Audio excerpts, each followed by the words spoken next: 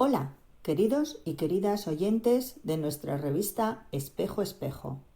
Que pronto han pasado 3 años, sí, 3 años ya del comienzo de nuestra revista. Es hora de felicitar a Trinidad Simplana por su gran idea y a todos los demás colaboradores que les damos las gracias con mayúsculas por buscar artículos siempre tan interesantes y grabarlos unas veces leyendo y otras memorizando. Enhorabuena a todos y a todas por la labor que hacéis. En el cartel, ya que estamos alrededor del pilar, qué mejor que una foto del postre típico, el mantón de la Virgen del Pilar. Esperando que sigáis con nosotros, tan fieles como hasta ahora, nos despedimos deseando que os guste y hasta pronto. El rosario de cristal. Su origen se remonta al siglo XIX. A comienzos de 1889 se funda la Real Cofradía del Santísimo Rosario de Nuestra Señora del Pilar, cuyo presidente José M. Prada y Duarte traslada una idea que ya se desarrollaba en la ciudad de Calatayud, que es la de dotar a la procesión del rezo del Rosario de una colección de faroles que serían llevados por los fieles en lugar de las tradicionales hachas, velas y estandartes usados hasta entonces.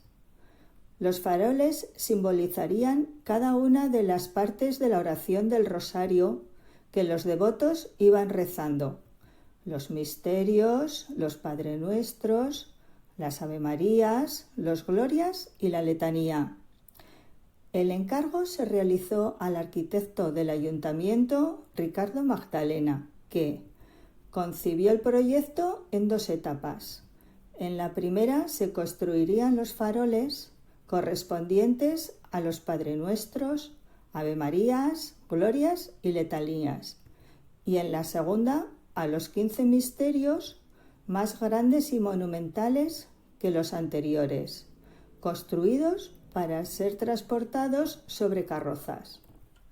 Según escribió J. Nasarre en 1889, con febril actividad se trabajó a fin de que estuviera dispuesta la colección de faroles para el día 12 de octubre de 1889, y en la noche de ese día presenció Zaragoza y los muchos forasteros que concurren a las renombradas fiestas del Pilar la grandiosa procesión del Rosario bajo la nueva forma dispuesta. El efecto producido excedió a toda ponderación. En 1890 se completaría la segunda fase de los trabajos y en la procesión, que se trasladó a la tarde del día 13, se pudo contemplar la obra ya terminada.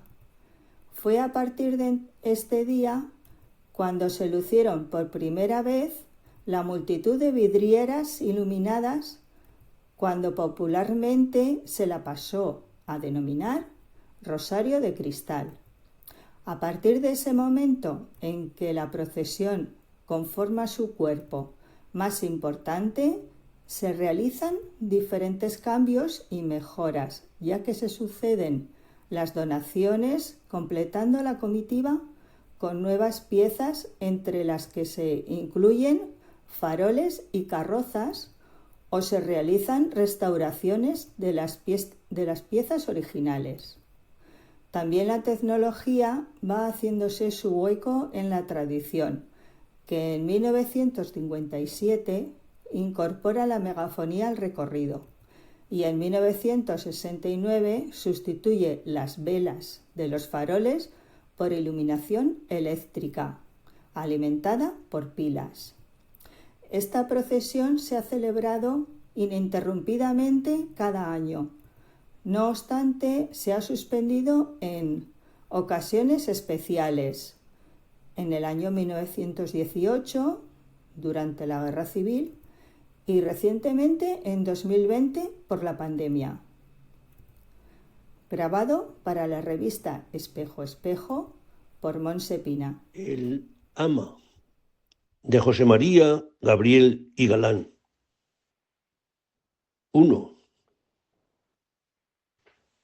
Yo aprendí en el hogar en que se funda la dicha más perfecta, y para hacerla mía quise yo ser como mi padre era.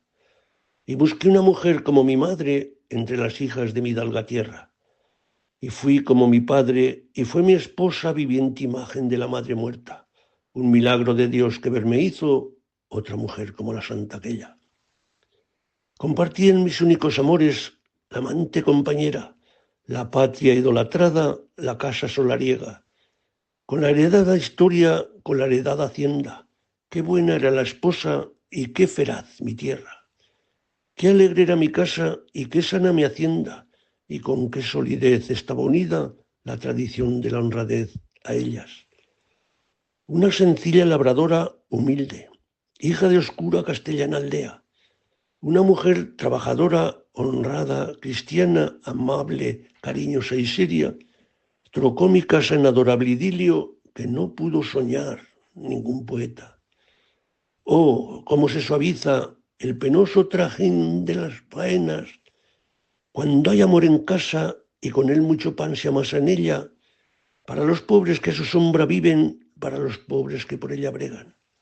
Y cuánto la agradecen sin decirlo, y cuánto por la casa se interesan, y cómo ellos la cuidan, y cómo Dios la aumenta.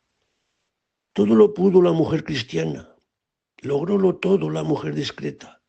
La vida en la alquería giraba en torno de ella, pacífica y amable, monótona y serena. Y cómo la alegría y el trabajo, donde está la virtud, se compenetran.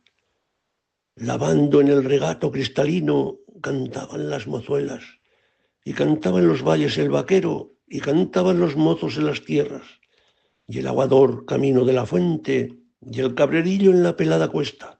Y yo también cantaba que ella y el campo hiciéronme poeta. Cantaba el equilibrio de aquel alma serena, como los anchos cielos, como los campos de mi amada tierra. Y cantaba también aquellos campos, los de las pardas onduladas cuestas, los de los mares de enceradas mieses, los de las mudas perspectivas serias, los de las castas soledades hondas, los de las grises lontananzas muertas. El alma se empapaba en la solemne clásica grandeza que llenaba los ámbitos abiertos del cielo y de la tierra. Qué plácido el ambiente, qué tranquilo el paisaje, qué serena. La atmósfera azulada se extendía por sobre la haz de la llanura inmensa. La brisa de la tarde meneaba amorosa la alameda, los zarzales floridos del cercado, los guindos de la vega, las mieses de la hoja, la copa verde de la encina vieja. Monorítmica música del llano, qué grato tu sonar, qué dulce era. La gaita del pastor en la colina lloraba las tonadas de la tierra, cargadas de dulzuras, cargadas de monótonas tristezas, y dentro del sentido caían las cadencias como doradas gotas de dulce miel que del panal fluyeran. La vida era solemne, puro y sereno el pensamiento era. Sosegado el sentir como las brisas, mudo y fuerte el amor, mansas las penas, austeros los placeres, raigadas las creencias, sabroso el pan, preparador el sueño, fácil el bien y pura la conciencia. ¿Qué deseos el ama tenía de ser buena?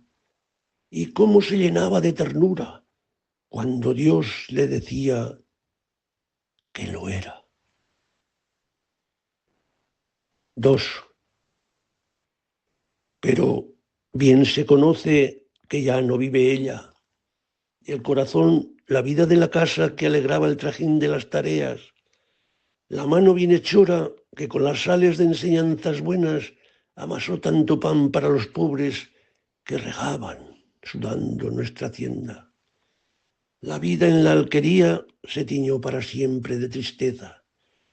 Ya no alegran los mozos la besana con las dulces tonadas de la tierra, que al paso perezoso de las yuntas ajustaban sus lánguidas cadencias. Mudos de casa salen, mudos pasan el día en sus faenas, tristes y mudos vuelven y sin decirse una palabra cenan, que está el aire de casa cargado de tristeza y palabras y ruidos importunan la rumia sosegada de las penas. Y rezamos reunidos el rosario sin decirnos por quién, pero es por ella, que aunque ya no su voz a orar nos llama, su recuerdo querido nos congrega y nos pone el rosario entre los dedos y las santas plegarias en la lengua. Qué días y qué noches, con cuánta lentitud las horas ruedan por encima del alma que está sola, llorando en las tinieblas. Las sales de mis lágrimas amargan el pan que me alimenta. Me cansa el movimiento, me pesan las faenas, la casa me entristece y he perdido el cariño de la hacienda. ¿Qué me importan los bienes si he perdido mi dulce compañera? ¿Qué compasión me tienen mis criados que ayer me vieron con el alma llena de alegrías sin fin que rebosaban y suyas también eran? Hasta el hosco pastor de mis ganados, que ha medido la hondura de mi pena, si llego a su majada, baja los ojos y ni hablar quisiera, y dice al despedirme: ánimo, amo, haiga mucho valor y haiga paciencia. Y le tiembla la voz cuando lo dice, y se enjuga una lágrima sincera que en la manga de la áspera zamarra temblando se le queda. Me ahogan estas cosas, me matan de dolor estas escenas. Que me anime pretende, y él no sabe, que de su choza en la techumbre negra le he visto yo escondida la dulce gaita aquella que cargaba el sentido de dulzura y llenaba los aires de cadencias. ¿Por qué ella no la toca? ¿Por qué los campos su tañer no alegra?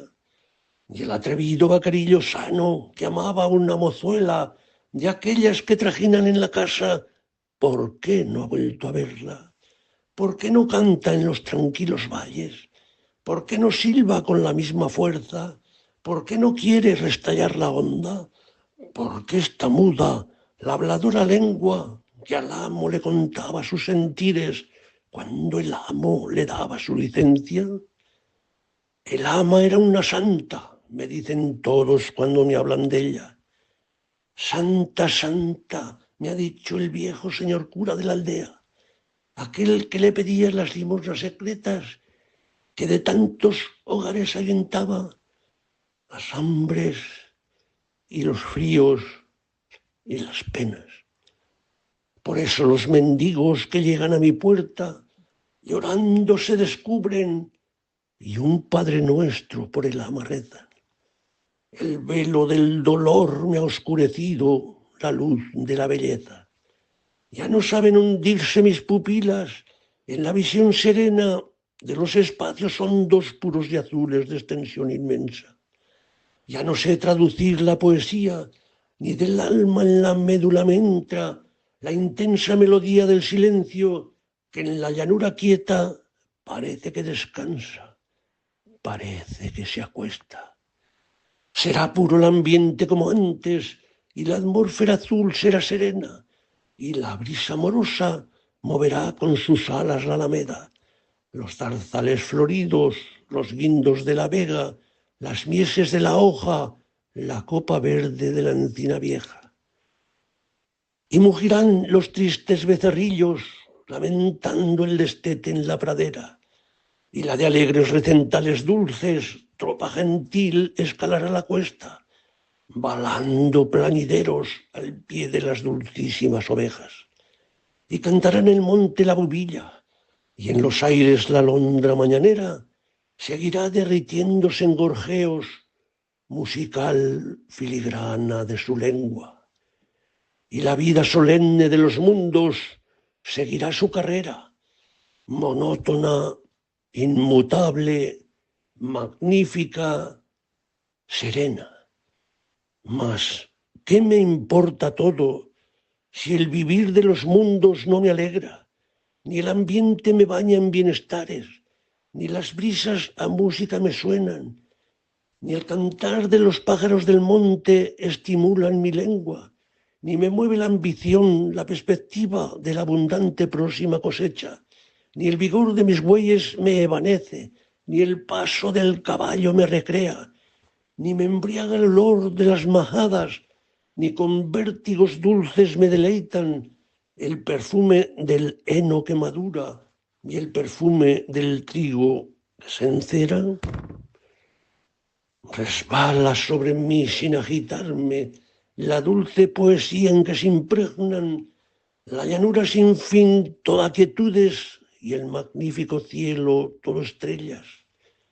Y ya mover no pueden mi alma de poeta, ni las de mayo auroras nacarinas con húmedos vapores en las vegas, con cánticos de alondra y con efluvios de rociadas frescas, ni estos de otoño atardeceres dulces, de manso resbalar, pura tristeza, de la luz que se muere y el paisaje borroso que se queja, ni las noches románticas de julio, magníficas, espléndidas, cargadas de silencios rumorosos y de sanos perfumes de las eras, noches para el amor, para la runia de las grandes ideas, que a la cumbre al llegar de las alturas se hermanan y se besan. ¿Cómo tendré yo el alma que resbala sobre ella la dulce poesía de mis campos, como el agua resbala por la piedra? Vuestra paz era imagen de mi vida, oh campos de mi tierra, pero la vida se me puso triste y su imagen de ahora ya no es esa. En mi casa es el frío de mi alcoba, es el llanto vertido en sus tinieblas. En el campo es el árido camino del barbecho sin fin que amarillea. Pero yo ya sé hablar como mi madre y digo como ella cuando la vida se le puso triste. Dios lo ha querido así. Bendito sea. Esta hermosa poesía de José María, Gabriel y Galán la he memorizado para poder enviarla a todos los colaboradores de la revista Espejo, Espejo. Severiano El Huerta oxígeno oscuro Molinero. en las profundidades abisales replantea el origen de la vida. Debido a su inaccesibilidad, las profundidades marinas ocupan uno de los pocos lugares desconocidos por el hombre. De ahí que no dejen de sorprendernos. La última novedad se indica en un estudio liderado por Andrew Sweetman y publicado en la revista científica Nature Geoscience, en el que se anuncia el hallazgo de oxígeno oscuro a 4.000 kilómetros de profundidad, un lugar sin luz, inundado por la noche eterna. Hasta ahora se creía que algunos seres vivos, como las plantas y las algas, eran los únicos capaces de producir oxígeno mediante la fotosíntesis, que requiere de la luz del día. Pero si según este estudio no llega ningún rayo solar a las profundidades abisales, ¿cómo es posible que se genere oxígeno en esos lugares? El secreto se encuentra en los nódulos polimetálicos depositados en el fondo marino. Estos grumos metálicos con forma de patata,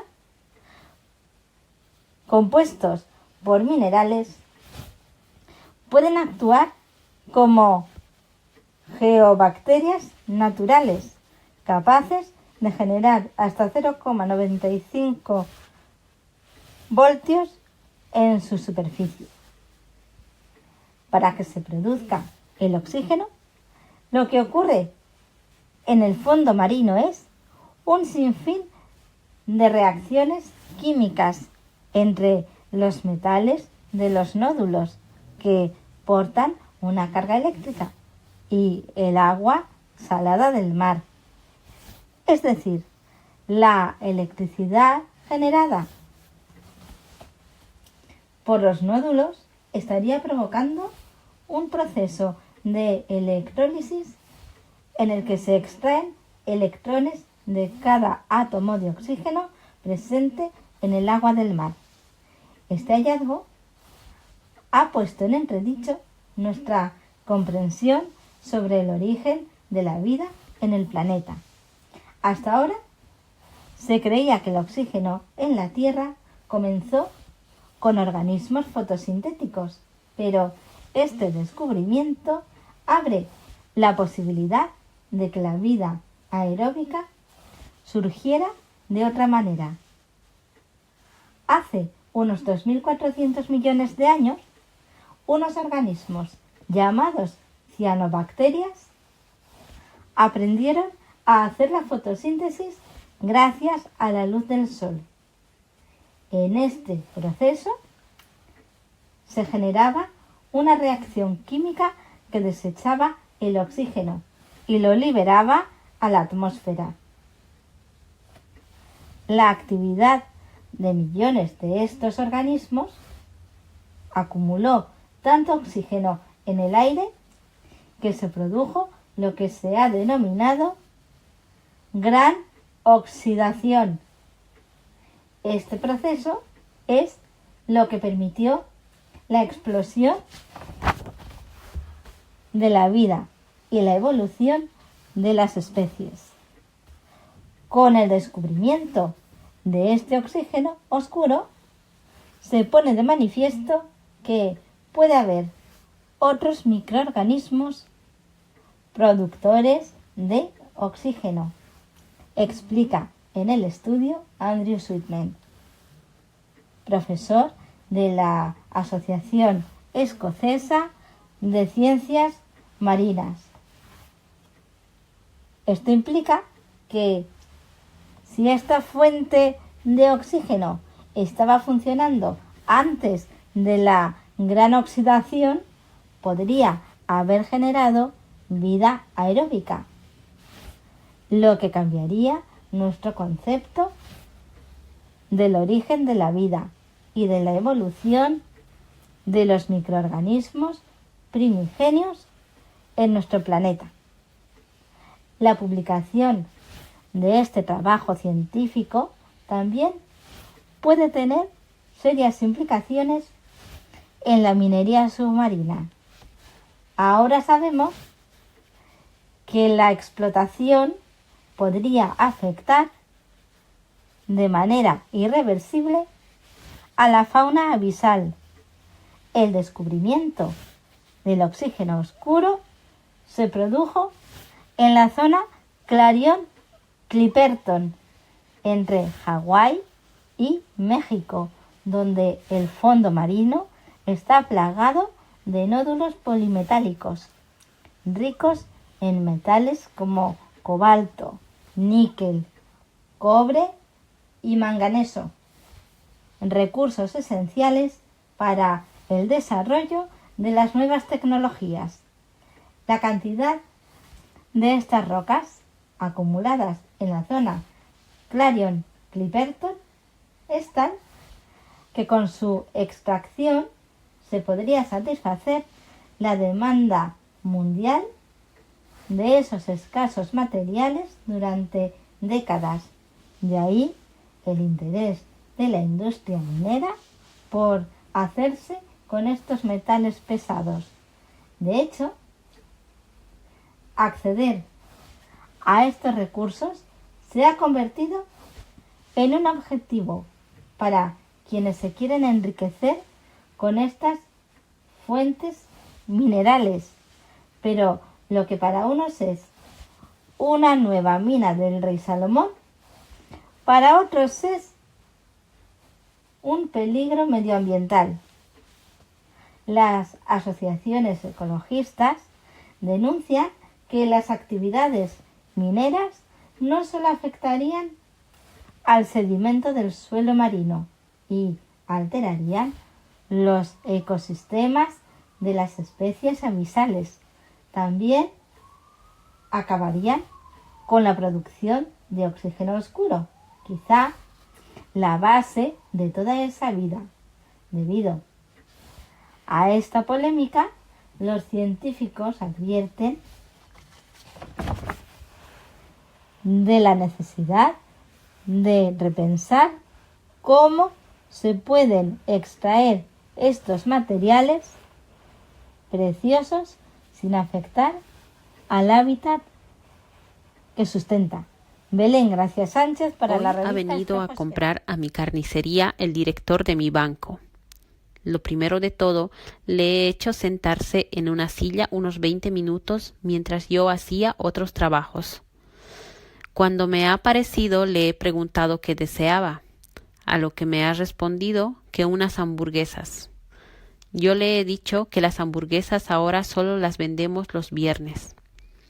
En vista de ello, me ha pedido un pollo cortado. Yo le he dado el pollo, los cuchillos y las tijeras, y le he dicho que se lo tenía que cortar él. Como era de esperar, me ha contestado que él no lo sabía hacer y que era mi trabajo. Mi respuesta ha sido que por tratarse de la primera vez le ayudaría, pero que en lo sucesivo lo debería hacer él solito. Están disponibles en la página web y en la app las instrucciones de cómo hacerlo. Entonces me ha dicho que quería hablar con el encargado, y mi respuesta ha sido que si no pedía cita previa sería del todo imposible.